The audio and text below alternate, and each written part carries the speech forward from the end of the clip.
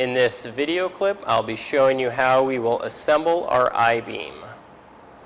I'm first going to start with my short boards and go ahead and line them up just to see what my I-beam will look like.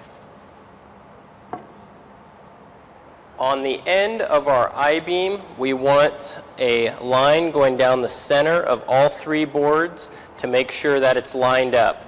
So what I'm going to do is take my combination square, set that on there in the center, and draw a line. Once you have your lines drawn down the center of each board, you can go ahead and line it up. Now make sure you draw the lines on both ends of your I-beam. When you have your lines lined up, go ahead and put a couple screws down the length of the board.